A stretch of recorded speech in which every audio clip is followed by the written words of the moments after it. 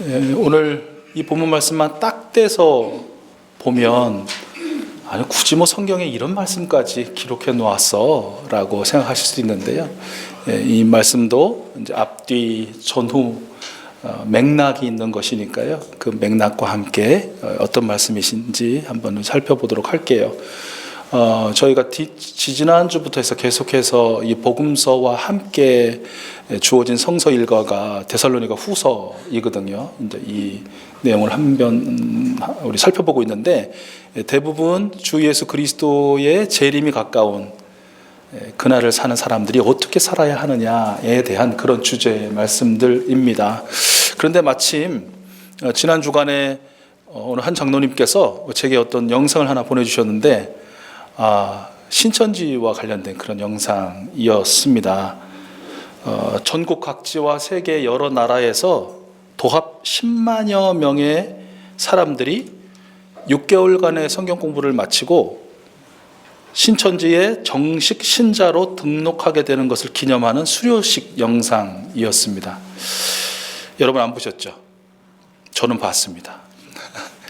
얼마나 거대하고 얼마나 일사불란한지 보는 내내 소름이 끼칠 정도였습니다. 신천지의 주장에 따르면 누구든지 6개월 동안 비유풀이와 성경 개요 그리고 요한계시록을 공부하고 시험을 치러 합격하면 하나님께서 인을 쳐주신다. 하늘에서 이룬 대로 이 땅에 창조된 하나님의 나라인 신천지의 정식 멤버가 된다고 이렇게 주장합니다. 시험을 치러서 성삼위 하나님의 자녀가 된다.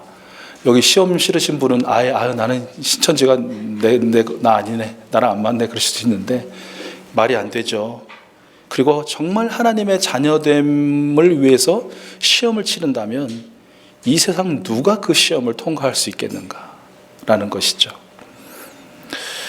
하나하나가 참 허무맹랑하고 기가 차지만 저들이 이단이 확실하다라는 증거는 그 영상에 보면 이만희의 등단에 앞서서 아마 그 사역자 같은데 그를 소개하는 그 소개 이야기를 들어보면 알 수 있습니다. 참 듣기에 민망하시겠지만 한번 들어보십시오. 제가 그 녹취록 그대로 들려드리겠습니다. 우리 하나님과 예수님과 순교한 분들과 하늘의 천사들이 영원한 천국인 신천지 12지파 창조를 위해 6,000년 동안 쉬지 않고 일해 오셨습니다. 무엇보다도 이 시간 가장 기쁘고 감사한 것은 하나님과 예수님과 천국이 함께 하시는 신약의 약속의 목자이신 총회장님께서 여러분들과 함께 하고 계신다는 것입니다. 우리 총회장님은 계시록 2장과 3장 그리고 12장의 약속대로 성경의 신약의 이긴 자가 되셔서 영생하는 양식도 만국을 다스리는 철장 권세도 온 세계를 심판하는 힘돌도 유일하게 가지신 생명의 목자이십니다. 이러고 이제 박수로 맞이하자고 하는 장면이 이렇게 나오더라고요. 한마디로 정리하면 성경에서 계시되었고 실체로 나타난 재림주가 이만이다. 그리고 신천지가 이 땅에서 이루어진 새 하늘과 새 땅, 즉 천국이라는 그런 주장입니다. 여러분 이들의 이 주장과 이 교주를 소개하는 이 말 들으시고 어떤 생각이 드세요? 말이 됩니까? 말이 안 됩니까? 말이 안 되죠. 근데 말이 안 된다는 증거가 어디 있어요? 증거는 뭐예요? 그렇게 말이 안 된다고 말하시는 증거는 어디서 여러분 이렇게 내실 수 있으세요? 그게 성경이죠, 당연히. 그렇죠? 여러분이 다 알고 계실 성경 세 구절만 들려드릴게요. 마가복음 13장 32절. 그러나 그날과 그때는 아무도 모르나니 하늘에 있는 천사들도 아들도 모르고 아버지만 아시느니라. 누가복음 17장 24절. 번개가 하늘 아래 이편에서 번뜩하여 하늘 아래 저편까지 비춤같이 인자도 자기 날에 그러하리라. 마태복음 24장 30절, 그때 인자의 징조가 하늘에서 보이겠고 그때 땅의 모든 족속들이 통곡하며 그들이 인자가 구름을 타고 능력과 큰 영광으로 오는 것을 보리라. 아멘. 두 가지를 이야기할 수 있을 것 같습니다. 2000년 전 예수님께서 이 땅에 오실 때는 죄가 없으신 하나님이 희생 제물이 되셔야 했기 때문에 사람의 몸을 입고 오셨습니다. 그것은 역사적인 사실입니다. 그것은 진리입니다. 그러나 부활 승천하신 예수님이 다시 오시는 재림의 날에는 영이신 하나님으로서 세상의 모든 사람이 보고 알 수 있는 모습으로 오신다는 것입니다. 다시 인간으로, 사람으로 오시는 것이 아니라는 것입니다. 두 번째는 하늘에서와 같이 이 땅에서 이루어지는 하나님의 나라는 하나님이 창조하신 온 우주의 모든 영역이 하나님의 사랑과 정의로 완전하게 통치되어지는 영광 가운데 임하는 것이지 특정한 지역이나 특정한 사람들의 모임에 임하는 것이 아닙니다. 그런데 문제는 이런 말도 안 되는 이단 사이비에 그렇게 수많은 사람들, 특별히 젊은이들과 교회 공동체의 경험이 있는 사람들이 왜 참여하게 되는 것이다 하는 것입니다. 왜 그렇게 많은 사람들이 그곳에 빨려 들어가는 것인가 라는 것입니다. 여러분, 왜 그럴까요? 왜 말도 안 되고 허무맹랑하고 기가 찬 이 이단 사설의 주장에 젊은이들과 그 수많은 교회 공동체를 경험한 사람들이 참여하고 빠지고 들어가게 될까요? 왜 그렇다고 생각하세요? 생각해 보셨을 것 같은데 왜 그런 것 같아요? 네, 왜 그렇다라는 거를 한 3가지 정도로 꼽을 수 있을 것 같은데요. 어디서 꼽을 수 있냐면 참 제가 생각해도 자세히도 봤어요. 한 2시간짜리를. 마지막에 가면 뭘 하냐면 그 10만 명을 대표한 그 수료자 대표가 수료 소감을 이야기하는 부분이 있습니다. 거의 이제 웅변식으로 하던데 3가지 정도로 이렇게 정리가 되더라고요. 뭐냐면 첫 번째는 성경을 완전히 이해하게 되었다. 성경을 다 깨달았다라는 그런 느낌을 줘요. 얼마 만에? 6개월 만에. 이게 얼마나 우습습니까? 그런데 내가 예수를 믿고 성경을 배우는데 성경에 모르는 게 너무 많아. 아는 게 한두 가지라면 모르는 거 1000가지 만가지라는 것보다 오, 이렇네? 저렇네? 딱 들어맞네? 아, 성경이 결국 이런 거구나. 얼마나 시원합니까? 얼마나 마음 편하네요. 안도감이 오죠. 아, 나 성경 너무 잘 알아. 누구랑 얘기해도 나는 탁탁탁 이제 얘기할 수 있어. 얼마나 매력적입니까? 그런데 여러분, 성삼위 하나님을 완전히 안다. 성경 말씀을 다 깨달았다. 이게 얼마나 모순이고 또 얼마나 거짓입니까? 이 주장이야말로 저희들 스스로 이단이라는 것을 드러내는 증거가 됩니다. 왜? 이렇게 생각해 보시죠. 여러분이 이렇게 사랑하는 애완견이나 애완묘가 어느 날 말을 하는 겁니다. 아, 나는 나의 주인을 알아. 나는 나의 주인의 말과 그의 글과 그의 모든 주장을 다 깨달았어. 할렐루야. 사실은 이것보다 더 웃긴, 말도 안 되는 그런 유머와 같은 것입니다. 우리가 알고 깨닫는 것은 그저 성삼위 하나님께서 비추시고 일러주신 그 한정적 범위에 불과한 것입니다. 알게 하신 것에는 안다고 말하고 모르게 하신 것에는 모른다 하는 것이 맞는 것입니다. 그것이 정직한 것이고 그것이 바른 것입니다. 두 번째는요, 천국을 보장받았다는 안도감이 그들의 인생을 위로하는 그런 느낌을 줍니다. 예수님을 믿어 구원을 받는다는 것이 아니라 일단 성경을 배워요. 시험을 치러요. 합격해요. 수료증에 찍힌 도장이 하나님의 인치심이에요. 그곳으로 천국의 주인공이 된 것이에요. 천국의 주인공이 되었다. 그 표시가 어딨냐? 그들에게 수료증이 있어요. 수료증에 찍힌 이만희의 도장이 성령의 인치심이에요. 하나님의 인치심이에요.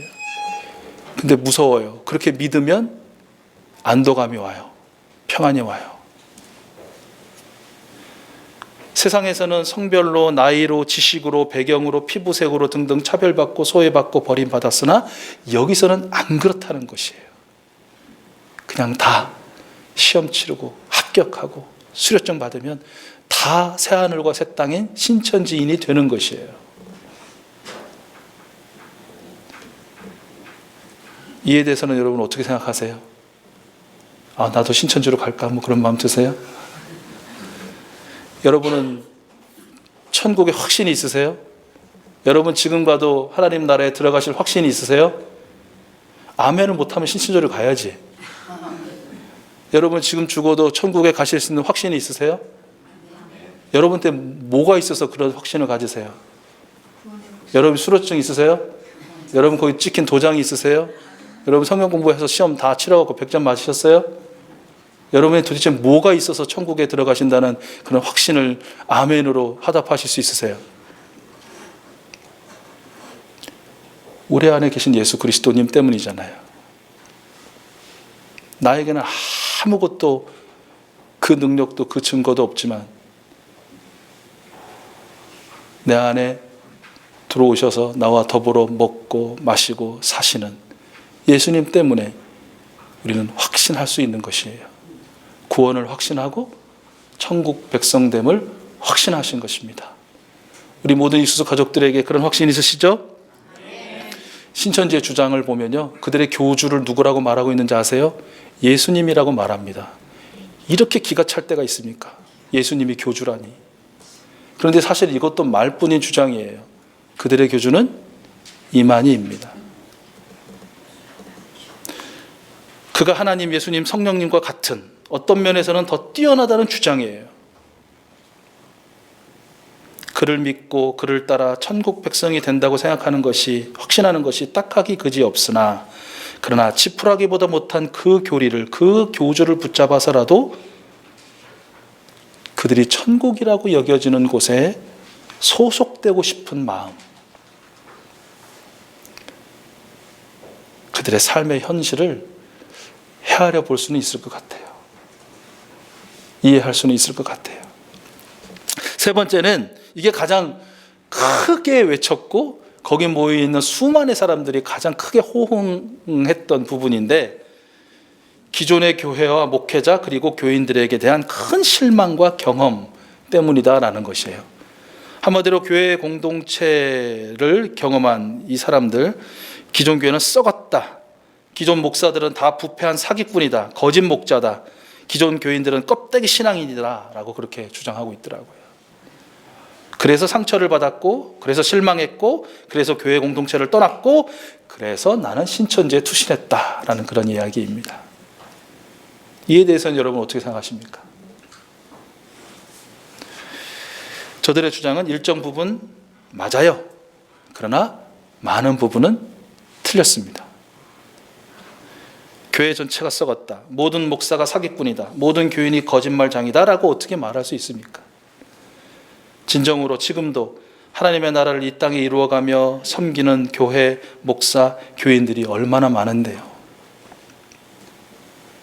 그러나 그럼에도 불구하고 그들이 그렇게까지 힘들어했다는 사실, 그리고 아직 신천지에 넘어가진 않았지만 교회 내에서 또한 교회 주변에서 이와 같은 상처와 실망과 아픔을 가진 사람들이 고통스러워하고 있다는 것을 우리가 인정할 수밖에 없는, 그것은 사실인 것 같습니다. 자, 여러분, 이단들의 준동이 가장 광범위하고 가장 강력하게 이루어지고 있는 나라, 가장 많은 이단들을 전 세계에 수출하고 있는 나라, 대한민국, 우리나라, 우리 교회, 그리고 한 사람 한 사람의 교회된 나는, 우리는 그러면 어떻게 해야 하는가 한다라는 것입니다. 이 시간에는 두 가지를 말씀드리려고 합니다. 첫 번째는 마라나타를 갈망해야 한다라는 것입니다. 한번 여러분 따라서 해보실까요? 마라나타를 갈망해야 한다. 다시 한번요. 마라나타를 갈망해야 한다.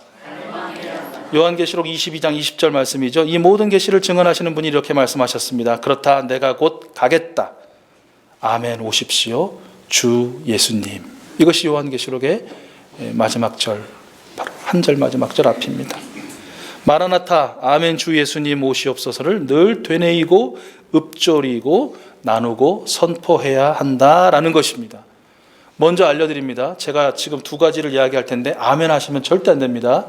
아셨죠? 이렇게 말씀드렸는데도 아멘 하시는 분 계시면 안 됩니다. 마라나타는요, 지긋지긋한 이 세상이 속히 망하게 하시고 에덴 동산과 같은 천국이 오게 하소서가 아닙니다. 마라나타는 애를 써도 나아지지 않는 재정, 참고 참아도 풀리지 않는 관계, 날이 갈수록 병악한 육신과 질병에서 해방되어 제발 편안히 먹고 놀 수 있는, 보다 안전하고 보다 평화롭게 지낼 수 있는 곳으로 나를 빨리 데려가 주소서가 아닙니다. 오게 하소서도 아니고 데려가 주소서도 아닙니다. 그렇다면 마라나타는 무엇일까요? 마라나타, 주 예수님 어서 오십시오는 나에게 하나님께서 살아가게 하신 바로 오늘 이곳이 하나님의 사랑과 하나님의 정의로 다스림 받는 하나님의 나라가 되게 하소서라는 외침이고 갈망인 것입니다.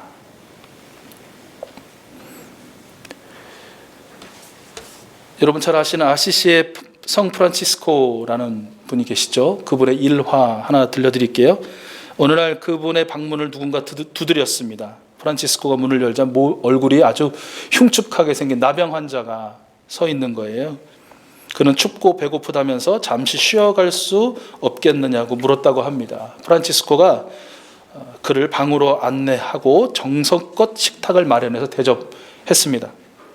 밤이 깊어지자 그 환자는 다시 춥다며 당신의 체온을 좀 나눠줄 수 없겠소라고 부탁을 했다고 합니다. 프란치스코는 입고 있던 옷을 벗고 그 나병 환자를 꼭 껴안은 채로 함께 잠이 들었다고 합니다. 이튿날 새벽 프란치스코가 눈을 떴을 때 방 안에는 아무도 없었다고 해요. 어젯밤 그 나병 환자가 온간데 없이 사라진 것입니다. 바로 그때 프란치스코는 나병 환자의 모습으로 자기를 찾아오신 분이 바로 예수님이라는 사실을 깨달았고요. 그리고 그 깨달음 즉시 감사의 기도를 올려드렸다고 합니다. 바로 그 감사의 기도가 우리가 잘 알고 있는 평화의 기도라는 것입니다. 오 주님, 저를 당신의 평화의 도구로 써주소서. 미움이 있는 곳에 사랑을, 다툼이 있는 곳에 용서를, 의혹이 있는 곳에 믿음을 심게 하소서. 절망이 있는 곳에 희망, 어둠이 있는 곳에 빛을, 슬픔이 있는 곳에 기쁨을 심게 하소서. 오 거룩하신 주님, 제가 위로받으려 애쓰기보다는 위로할 수 있도록, 사랑받으려 애쓰기보다는 사랑할 수 있도록 도와주소서.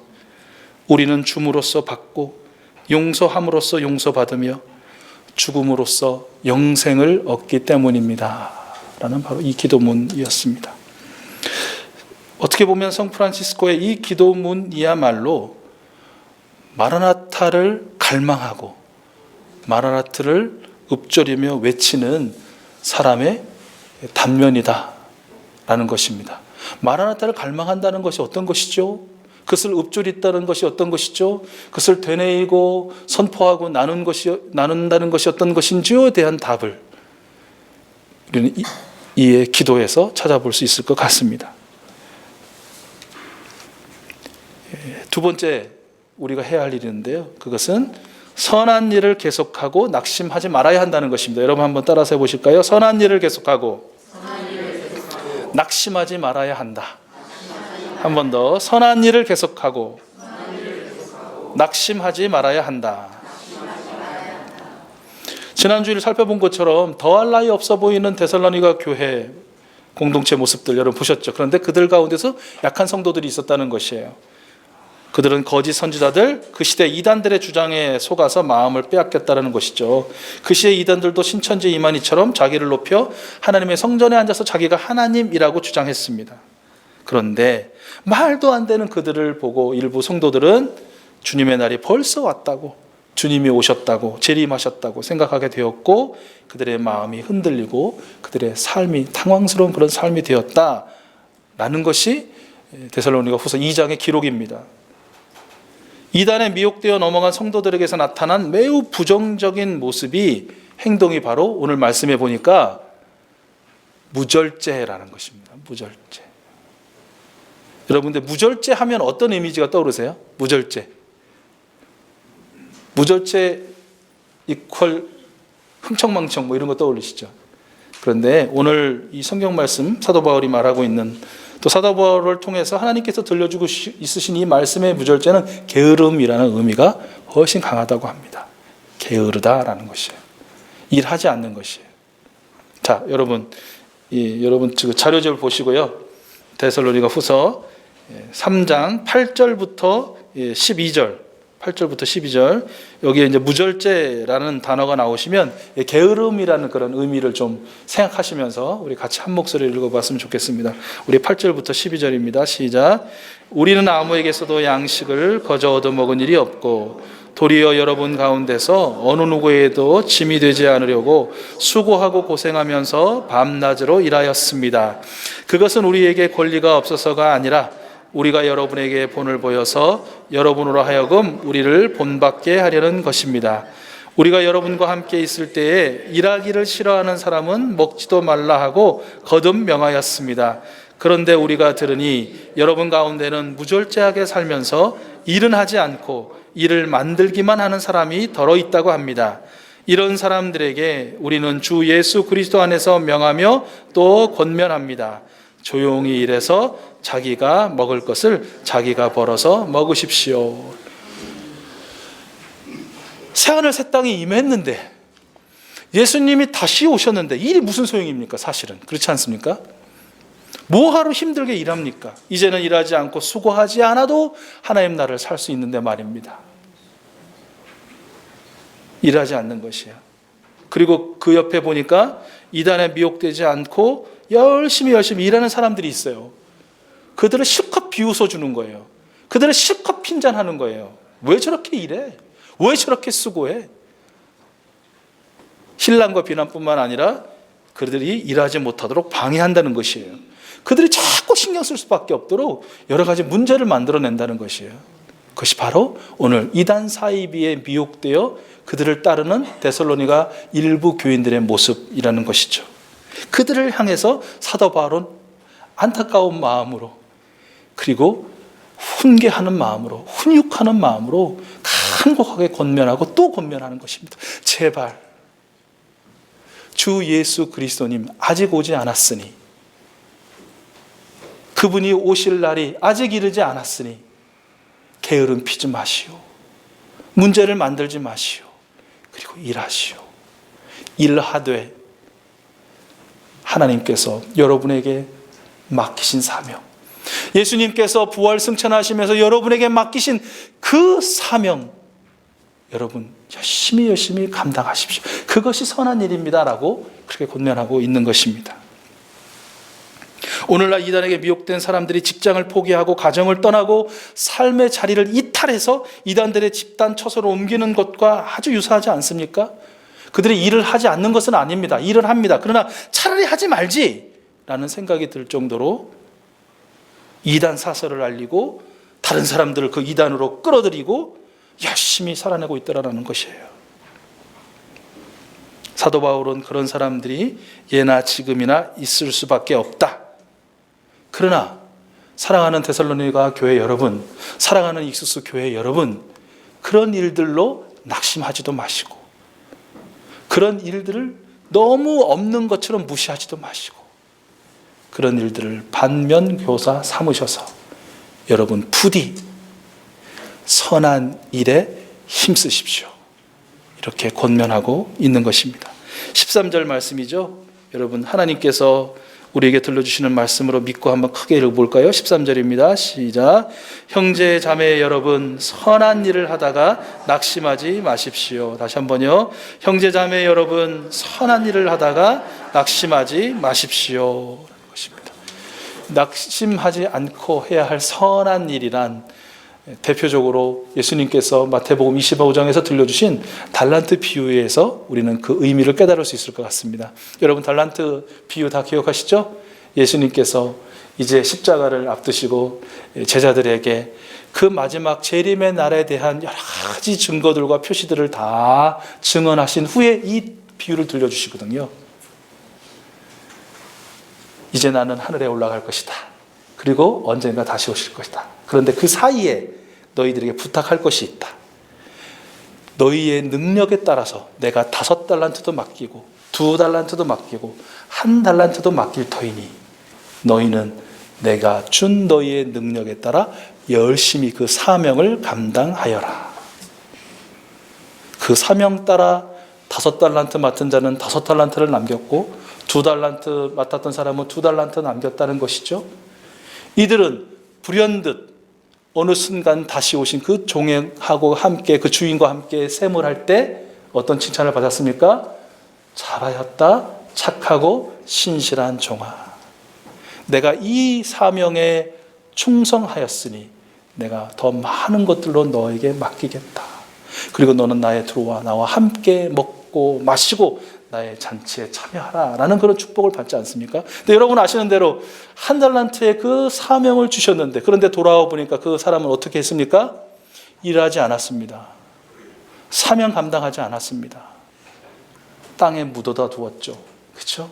그리고 그걸 다시 꺼내서 주었을 때 그 주인은 뭐라고 말씀하셨습니까? 악하고 게으른 종이라고 말했습니다. 게으른 종이라고 말했습니다. 네가 만약에 주인이 그렇게 뭔가 더한 것을 바라지 않는 사람이라는 걸 알았으면 어떻게? 은행이라도 맡기지. 그래서 나중에 이자라도 주인이 받을 수 있도록 할 것이지. 아무 일도 하지 않는 그 게으름이 무엇이냐? 이 악한 종아.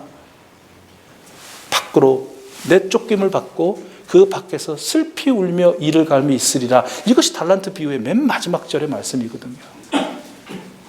여러분, 이단 사설이 판을 치고 거기에 미혹된 사람들이 참 많이 있고 그 일로 인하여 바르게 살지 못하는 내 자신이 좀 뜨끔하기도 하고 또 내가 제대로 신앙을 남들에게 흘려보내지 못하는 것 같아서 좀 부담도 되고 그래서 낙심도 되고 나는 왜 이렇게 죄성을 이기지 못할까? 나는 왜 이 구조적인 악에 늘 눌려서 늘 불평하고 실망하고 좌절하고 있을까? 사탄이 나를 흔드는데 나는 왜 그것 따라서 왜 계속 흔들 거릴까? 낙심하며 살 수밖에 없죠, 우리는. 그것이 사실이죠. 그러나 여러분 아시죠? 우리의 죄성이 아무리 크고 요동친다 해도 사회 구조적인 악이 아무리 거대하고 무거운 그런 권세로 우리를 짓누른다 할지라도 그리고 사단이 온갖 모습으로 우리의 영을 쥐어 흔들려고 한다 할지라도 그 모든 것들보다 비교할 수 없는 크고 전능하시고 위대하신 우리 성삼위 하나님이 우리와 함께 하십니다. 여러분 마음에 임하여 함께 사시고 지난주에도 말씀드린 것처럼 마치 정말 치어리더의 그런 모습으로 우리의 매일의 삶을 응원하시고 지지하시고 격려하시고 단순히 말의 지지 격려가 아니라 우리가 우리의 죄성과 구조적인 악의 무게와 사탄의 모든 유혹과 시험을 능히 이길 수 있는 하늘의 능력을 더하십니다. 우리는 승리할 것입니다. 우리는 반드시 이깁니다. 우리는 질 수 없는 영적 전쟁을 하고 있는 것입니다. 성삼위 하나님은 우리를 이기게 하십니다. 그러므로 이 승리의 확신을 가지고 이 성삼위 하나님의 그 사랑과 전능하심을 의지하고 우리는 선한 일을 하면 되는 것입니다. 그 선한 일이란 하나님께서 내 능력에 맞게 내 성품과 기질에 맞게 내가 잘할 수 있는 재능에 맞게 주신 그 달란트대로 그 은사대로 하나님의 나라가 이 땅에 이루어지도록 애쓰고 수고하고 열심히 일하는 것임을 믿습니다. 우리 지난주에 금요성경 공부반 다니엘이라는 사람에 대해서 공부했는데요. 공부하고 맨 마지막에 우리가 이제 굉장히 위로를 받고 다시 이렇게 힘을 얻은 구절이 있는데, 그것은 다니엘서 12장 마지막 절 13절의 말씀이었어요. 그 말씀이 어떤 말씀이었냐면, 너 다니엘아 끝까지 신실하여라. 너는 죽겠지만 끝날에는 네가 일어나서 너에게 돌아올 보상을 받을 것이니라. 다니엘서의 역사, 다니엘서의 예언과 환상과 계시, 요한계시록에 잘 모르겠는 그 수많은 상징과 비유와 계시들 왜 주셨느냐? 환난과 고난과 핍박의 때, 수많은 거짓 선지자와 이단 사설이 난무하는 시대, 너의 죄송이 무겁고 구조적인 악 때문에 마음이 갈각이 찢기고 사단의 시험이 아무리 강력한 시대를 살아도 예수님의 처음 오심의 그 하나님의 나라, 이미 임한 하나님의 나라와 이제 곧 다시 오실 예수 그리스도의 재림과 함께 임할 그 완성된 하나님 나라 사이를 사는 너희들의 삶이 그렇게 썩 녹록하지는 않겠지만, 편안하고 안락하지는 않겠지만, 때로는 눈물 나고 한숨 나고 가슴 칠만하고 찢어지는 것 같은, 차라리 정말 나를 빨리 데려가 주십시오, 아니면 하나님 나라가 빨리 오든지 라고 그렇게 눈물로 호소할 정도로 고통이 있겠지만, 그러나 끝까지 신실하여라. 끝까지 승리하여라. 그리하면 끝날에 네가 다시 일어날 것이며 하늘로부터 내리는 승리의 면류관, 약속의 면류관을 받게 될 것이다. 이것이 오늘 우리에게 들려주시는 하나님의 위로고 격려고 성취하실 약속이십니다. 여러분 한번 따라서 한번 해보실래요? 너 다니엘아.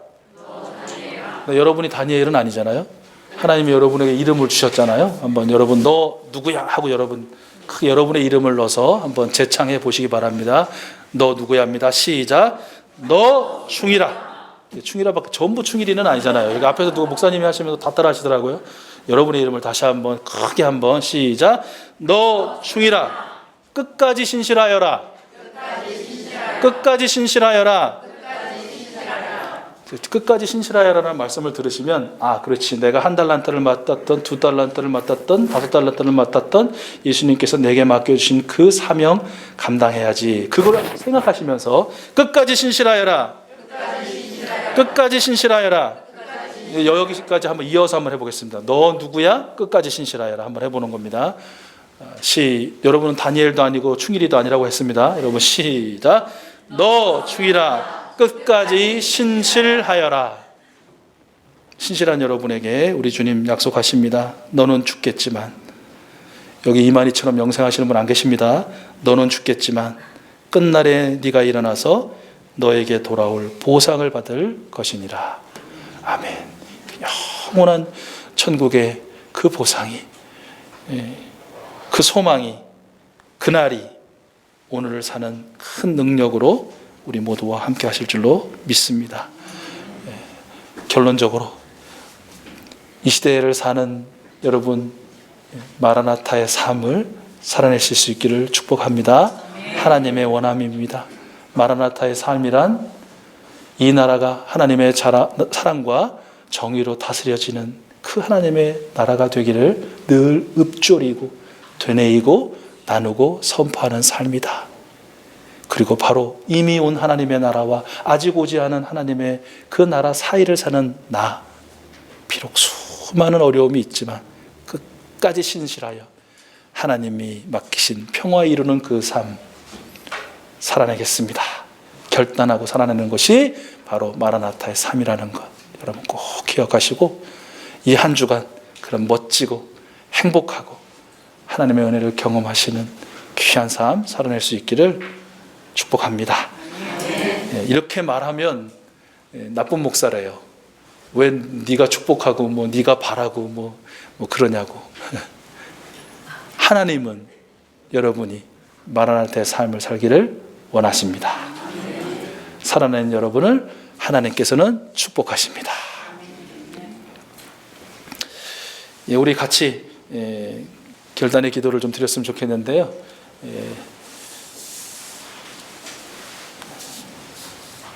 저도 아까 마라나타라는 그런 찬양을 하면서 수십 년 전 제가 몇 번을 말씀드려갖고 다 기억하고 계실 텐데, 제가 약관의 나이에 부활절 촛불 예배를 드리다가 그 촛불에 그 성가대 가운에 불이 붙어가지고 제가 정말 타 죽을 뻔한 일이 있었다라고 한번 말씀을 드린 적이 있었을 것 같은데, 물론 이제 그 제 뒤에 앉아 계시던 세탁소를 운영하시던 우리 집사님께서 세탁소 운영하시면 오른손이 굉장히 중요한데 너무 놀라셔서 그 손으로 그 성가대 가운 어떻게 생긴 건지 아시죠? 재질 쩍쩍 달라붙는 그거를 세상에 손으로 다 끄셔서 저를 살리시고 당신은 이제 손에 화상을 입으신 그런 일이 있었는데요. 저는 불 붙은지 몰랐거든요. 근데 몸은 뜨거웠어요. 그래서 막 찬양했어요. 하나님, 저는 이제 갑니다. 당신의 나라로 갑니다. 막 이러면서 막 할렐루야 하면서 막 눈물 콧물 다 쏟고요. 지금의 아내도 못 만나고 지금의 자식도 못 만나고 여러분도 못 만날 뻔한 게 거의 30년 전 이야기예요. 근데 여러분 아세요? 살아났잖아요, 제가. 그리고 30년을 살았잖아요. 근데 아까 마라나타를 찬양하는데 약간 그 느낌이 드는 거예요. 약간 나 갑니다, 하나님. 막 이런 느낌. 지금 올라갑니다. 막 이런 느낌. 혹시 여러분 저 여기 서 있을 때 막 약간 이렇게 막 부양되는 거 못 느끼셨어요? 약간 막 찬양하는데. 제가 왜 이 말씀을 드리냐면, 마라나타, 아멘 주 예수님 오시옵소서라는 그 성구, 그 단어가 여전히 50이 됐는데 불구하고 제게 이렇게 새겨진 의미는 뭐냐면, 내가 얼른 가버리는 거예요. 아니면 얼른 그 나라가 와버리든지. 요는 뭐냐면 여기가 싫다는 거예요. 근데 하나님 오늘 말씀을 통해서 여기가 싫을 이유가 없어 라고 말씀하시는 거예요. 하나님의 나라란 네가 어디 가서 만나거나 또 어디서 뭐가 확 와가지고 만들어지는 게 아니고, 여기 하나님이 계시고 이 땅과 이 공간과 모든 사람과 그 관계 속에서 하나님의 사랑이 이루어지고 하나님의 정의로 다스려지는 바로 그곳, 그 시간, 그게 하나님의 나라고, 네가 그 나라를 살았으면 좋겠다. 그 나라를 만드는 나의 이 역사에 동참했으면 좋겠다. 기도로 동참하고 눈물로 동참하고 아주 작지만 그저 나누고 베푸고 흘려보내므로써 함께 이루었으면 좋겠다. 이게 마라나타의 의미라는 거, 하나님의 바람이라는 거. 그래서 여러분도 혹시 그러실지 모르겠어요. 저보다 믿음 좋은 분들은 이미 이제 빨리 가버리겠다는 거를 이제 초월하신 분이 계시겠지만, 이 왠지 마라나타를 들을 때마다, 아멘 주 예수를 들을 때마다 빨리 가고 싶다, 빨리 가고 싶다, 이게 아니에요. 빨리 가고 싶으세요? 90세, 100세 넘을 때까지 안 부르시잖아. 더 있고 싶으세요? 40, 50에도 부르시잖아요. 가는 건 내 마음이 아니에요. 오라고 해가지고 하나님 나라가 오는 것도 아니에요. 그건 누구의 손에 달려있어요? 하나님 손에 달려있어요. 그럼 나한테 달려있는 건 뭐냐라는 거예요. 오늘 말씀이에요. 오늘 하나님이 말씀해 주시는 것이에요. 여러분 젊든 중년이든 장년이든 노년이시든 건강하시든 병약하시든 가난하시든 부하시든 많이 배우셨든 못 배우셨든 상관없어요. 나를 다 그냥 동등하게 대해주는 신천지로 가버리실래요? 특정한 그 사람들의 모임과 14만 4천 명 12지파 새로운 땅 대한민국에 만들어진 그곳이 하나님의 나라라고 주장하는, 재림도 저렇게 인간의 모습으로 와서 이제 곧 얼마 안 있으면 돌아가실, 아니면 되지도 않는데 뭐 그냥 아무리 노력해도 포기해 버리실래요? 아니잖아요. 그렇죠? 이제 제가 이제 막 정확하게 말씀드린 건 이 찬양을 다시 한번 하고 싶은데, 찬양할 때 제발 저처럼 이 부양하는 느낌, 빨리 가버리고 싶거나 얼른 여기 망해버렸으면 좋겠다 막 이런 생각보다 하나님의 나라를 제 안에, 우리 관계 안에, 우리 교회 안에, 우리 한국교회 안에, 우리 대한민국 안에, 온 세계와 열방 가운데 하나님 부디 사람의 정의가 아닌 하나님의 정의가, 사람의 마음이 아닌 하나님의 사랑이 가득하게 하시고 그 가득하게 하는 일에 저를 사용해 주십시오. 이런 마음으로 다시 한번 우리 결단의 기도 삼아 찬양했으면 좋겠다라는 그런 마음이 듭니다.